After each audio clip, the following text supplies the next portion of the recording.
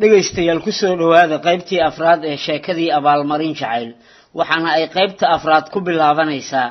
hilowle waanadii aabihiisii uma meel dayine wuxuu si xeeladii ku jirta uga dhaadhiciyay odaygii inaysan wax dhib ahi ka dhex dhalan doonin isaga iyo inanta uu rabo inuu guursado ee dhowl owgeedi waxaana hore loo yiri 20 jir inta uu laan ka boodo ayuu talana ka boodaa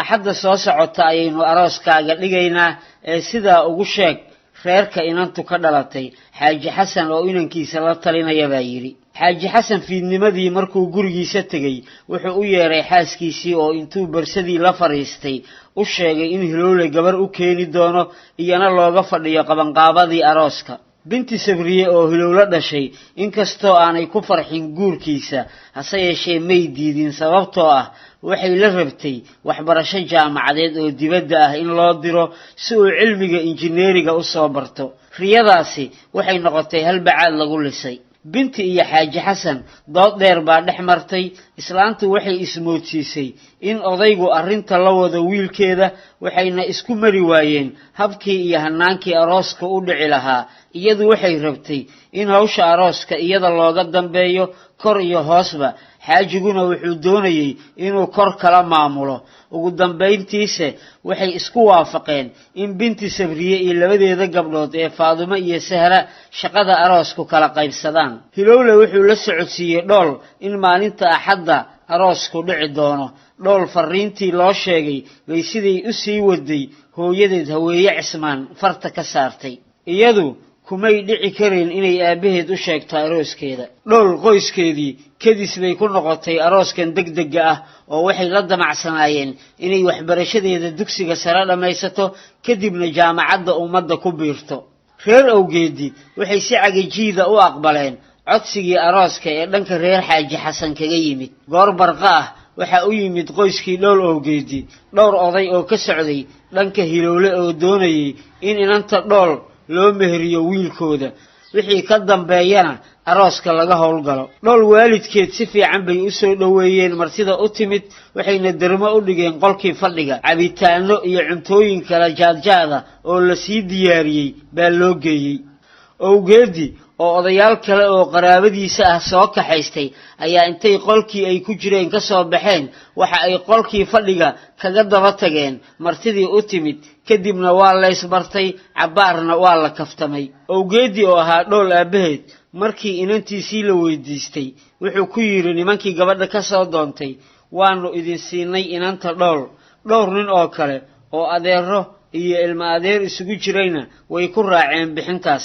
markii meherku dhacay dumarkii guriga joogay waxay hal mar u mashxaradeen meherka inantooda alalaas baa afarta dhinac isqabsaday dhoolna si ayan weligeed u naxin bay u naxday markii loo sheegay in hadda wixii ka dambeeyay ay noqotay haweeney la qabo loogana baahan yahay samir iyo dulqaad badan inay u muujiso ninkeeda dhool way qaadatay waanadii loo jeediyay dhool waxay galabtii ku xigtay u timid saaxiibteed Jamiila oo ugu hambaliyeysay meherkeeda waxayna ku tiri iyadoo kursi gaaban oo horteeda yiil ku sii fariisanaysa dhoolay marka hore waxaan kuugu hambaliyeynayaa meherkaaga balse waxaan rabaa inaan talooyin ku siiyo si mustaqbalkaagu aan u halaabin walaal waxaan ka cabsi qabaa in hilowle noqdo nin hinaasi ah waayo maalin dhaweed inagoo ifka xalana ag marayna ayuu wiil aanan aqoonin si fawda ah garabkayga u taabtay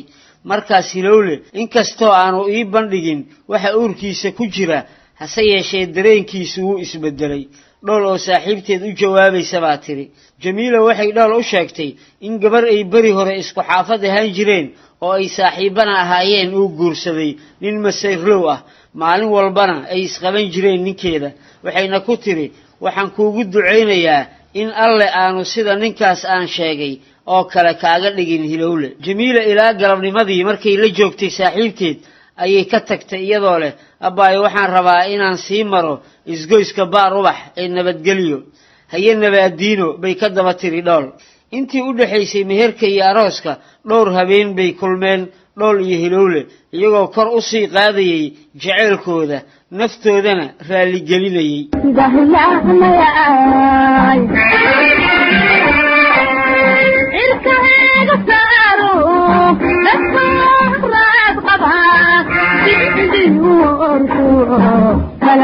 هندمية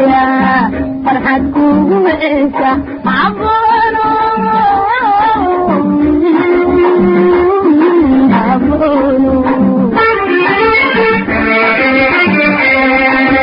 أهلتي ودنا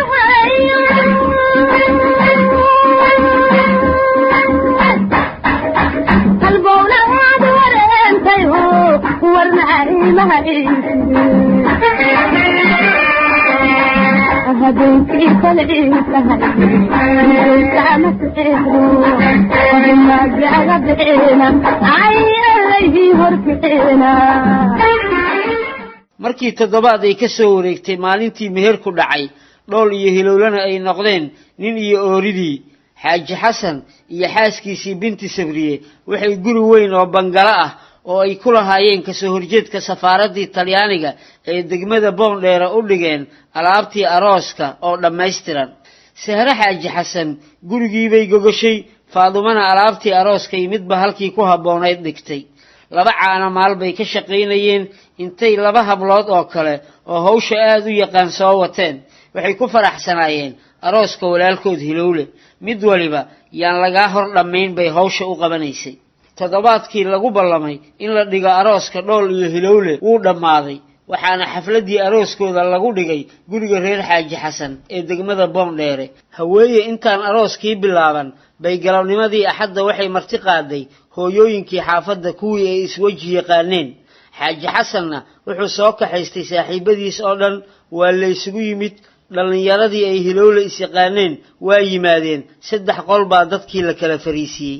dhool fiidnimadii baa waxaa loo soo galbiyey gurigii ay ku aqalgeli lahayd xaflad arooseetii ugu fiicnayd abid ayaa degmada Boondheere ka dhacday cidihii dariska oo dhan baa ka soo qayb galay dhalinyaro aad u jadbaysan oo aad u xiiseeya ciyaaraha qoobka ciyaarka ayaa ka soo qayb galay waxaana heesihii habeenkaasi madaxa loo lulay ka mid ahaa mid ka mid ah heesaha caanka ee uu ku luuqeeyo fanaanka Michael Jackson